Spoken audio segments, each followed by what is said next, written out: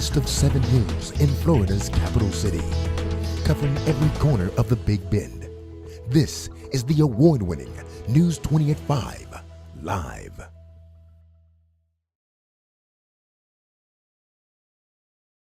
A Leon County man is accused of having sex with a 14-year-old girl. Good evening and welcome to a special edition of News 20 at 5. I'm Danielle Francis. Deputies charged 23-year-old William Coulter Jr. Tuesday. Coulter's arrest report says that investigators looked through Coulter's phone in January after he was Baker acted and found evidence of sexual encounters between Coulter and the teen. Leon County Sheriff's Office also says he wrote love letters to the girl just days later while in jail on theft charges. Coulter now faces 2 counts of lewd and lascivious battery. A mother seeks help to find her missing daughter. Christina Murphy, mother of 15-year-old Sydney Fuller, noticed her daughter was missing on March 17th around midnight. Murphy and her daughter had spent the night of March 6th fixing up the 15-year-old's bedroom. Tired from their hard work, Murphy headed to bed early. 2 hours later, Murphy's mother alarm went off and she realized Sydney was gone. Friends and family have not seen or heard of Sydney since. She is a social media obsessed teenager and there is no sign of her anywhere. Murphy shared Tuesday. It's not normal. Murphy is now doing everything she can to find Sydney. Let her know she's loved and wanted back home. She has launched a Facebook page, Help Find Sydney Fuller, and reaching out to missing children organizations and nonprofits to help in her effort. Murphy will be at Lake Ella 10 a.m. Saturday to hand out missing persons flyers, volunteers to spread the word. Anyone with information on Sydney Fuller should contact Leon County Sheriff's Office Detective Thomas Steege at 850-606-3300. That's 850-606-3300. In other news, more than 550 children are homeless in Tallahassee. Multimedia journalist Brittany Collins has more on that story. Some children in Tallahassee are waking up to the view of this, the inside of a homeless shelter. More than 550 children in this city are homeless, and this is nearly 20% of the city's total homeless population, according to the TalGov website. This single mother and her 15-year-old son are experiencing homelessness for the first time. And we're just making the best of it. But emotionally, it was hard for him as well because he was like, Mama, I've never thought I would be here. The Change for Change program is currently fixing the problem by providing basic needs and emergency services to help the homeless children and families in Tallahassee. But some may ask, where does this money come from? Well, the money contributed for homeless children and families come from the Tallahassee residents who decide how much money they want to donate towards their utility bill. And a portion of that bill can go toward a bed like this to make a child feel more at home. Tallahassee's public information specialist Carrie Poole says that after a year of outreach, the number of participants have doubled for the Change for Change.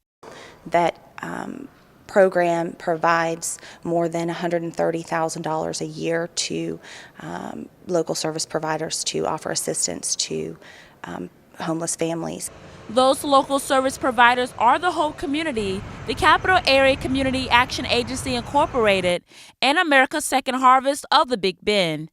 For News 20 at 5, I'm Brittany Collins. For more information on homeless shelters in Tallahassee, visit the shelter website at TallahasseeLeonShelter.com. Coming up next, find out about Walmart's big stand. Stay tuned, you're watching a special edition of News 20 at 5. Checking your fantasy league? Nah, just my 401k statement. Nice. Where'd you find the money for that? I just been saving a little every month. I can't seem to save anything. Well, what about all this? What about the money you're spending? What money? It's gone before I can get my hands on it. I got a pizza for a Todd. Hey, can somebody spot me? When it comes to financial stability, don't get left behind. It's 547. Get tools and tips for saving at feedthepig.org. Welcome back to a special edition of News 20 at 5. I'm Danielle Francis. Another India-style religious freedom measure is now one signature away from becoming a law. Arkansas's Republican-controlled House of Representatives gave its final stamp of approval Tuesday to House Bill 1228, also known as the Religious Freedom Restoration Act.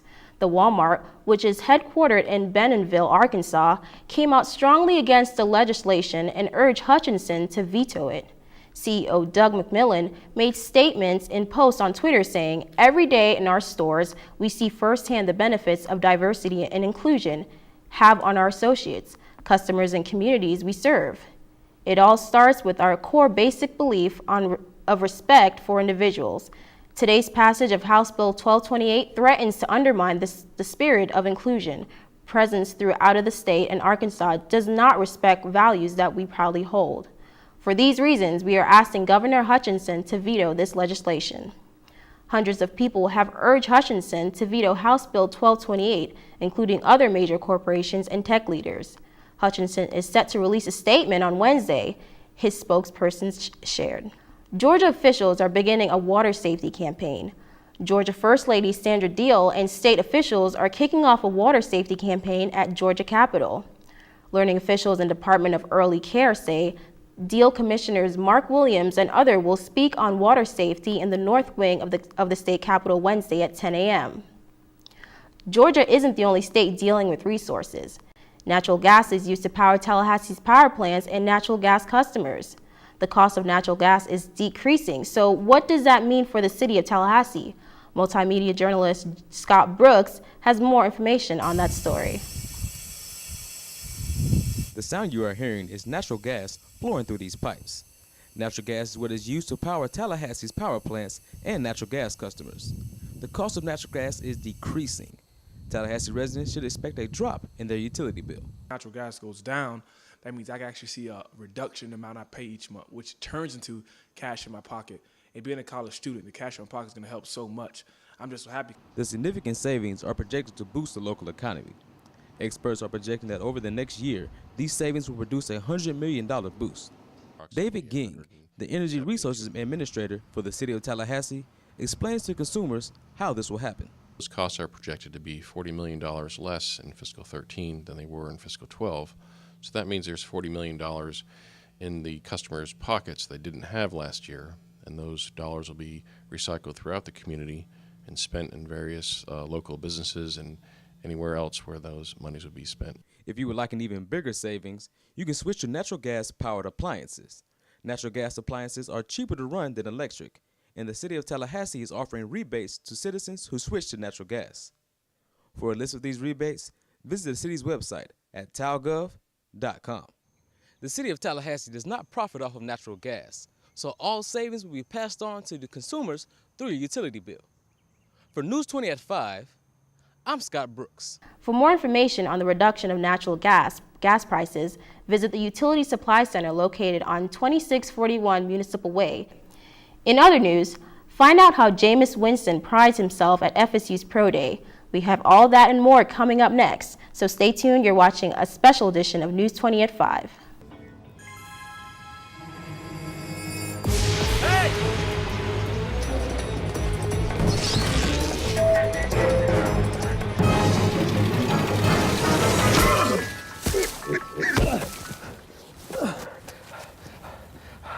So, same time next week? Well, of course. Put away a few bucks, feel like $1 million. For free tips to help you save, go to Feed the Pig. Welcome back. I'm Danielle Francis, and you're watching a special edition of News 20 at 5. For the past 2 seasons, Florida State's quarterback Jameis Winston's performance on the field has solidified him as an elite pro prospect. Winston has also taken significant steps at the NFL scouting combine to ease league-wide concerns on potential character issues. With all of that, still Winston prides himself on being an unrelenting competitor. Winston launched 102 scripted passes in front of a representative from every NFL team during FSU's Pro Day workouts Tuesday. His pride explains his answer when asked why the Tampa Bay Buccaneers should pick him first overall in the 2015 NFL Draft. "Because I'm the best player in this draft," Winston responded with no hesitation. The circus largely came out for Winston, but it stayed for other FSU players with a chance at making it an NFL roster later on this year. The Pro Day would have been well attended whether Winston was there or not, but as expected, the signal caller stole the show. Winston left off stating, "I just wanted to come here, complete with my teammates. This is probably the last time I will compete with some of them. I know I made a good impression. I know I did." Jameis Winston isn't the only athlete stealing the show. Florida A&M University's co-ed cheerleading team took first place at the Mid-Eastern Athletic Conference in the co-ed division and second place overall. Junior Shelinka Cunningham took top honors in the All-Star division for the second year in a row, leading her the title two-peat. The FAMU Pep Squad performed a complex routine filled with jumps, dance, tumbling, and high energy. The co-ed squad had not won a winning title since 2005. When FAMU's cheer captain, Lakia Brown, was asked how she felt about their victory, she responded, "We deserved it. No one will ever know how challenging it is mentally and physically to do what we do. We put in long hours of intense practice and worked hard as a team, and we are very proud. Now it's time to win the whole thing. We want rings." FAMU cheerleading tryouts will be held April 16th and 17th at Gaither Gym. For more information, visit the FAMU's athletic website at famuathletics.com. As for the Tallahassee Community College Eagles, the ladies swept a Panhandle Conference softball doubleheader from Gulf Coast State College. The Eagles rallied in Game 1 to claim a 2-1 victory in the final inning. The drama carried over into Game 2 as the Eagles needed extra innings before walking off to claim a 7-6 victory. Game 1 turned into pitcher's duel early as Gulf Coast State's Catherine Gordon and Tallahassee's Mariah Rivera shut down the opposing team's offense. The Commodores struck first in the third inning, scoring their only run of the game. It took the Eagles 7 innings to get on board, and when they did, it was in a dramatic fashion. The Eagles will be back in action on Tuesday when they take on the Santa Fe College in a doubleheader. Game 1 is scheduled for 4 p.m. Springs in the floor isn't the only thing that have two 12-year-old gymnasts flying high. Multimedia's journalist Chelsea McDonald has more on the scoop. Chase Lane and Jeb Ward. These two are not the typical 12-year-olds because they are only 2 of the 3 boys in the Southeast region who are going to the National Future Stars Championship. My coach Nikolai and Coach Jim, they chose me and Jeb to go to the Future Stars Colorado. They thought we were ready and we were good. In October, the best friends qualified for nationals at the regional meet in Atlanta, Georgia. They practice 6 days a week, and they are never scared of trying new somersaults and backflips.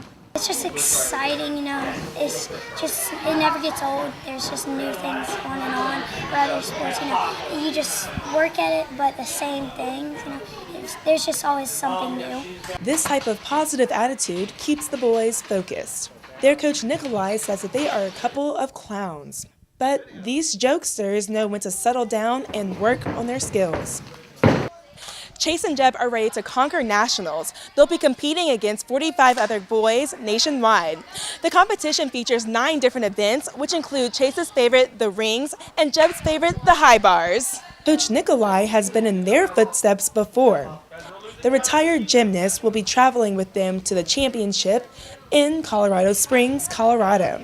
It's a one-day competition, and they go through the normal 6 events, the 6 men's events: floor, pommel horse, rings, vault, parallel bars, and horizontal bar. Gym Force Gymnastics has had a total of 16 people to make it to nationals, including Jeb.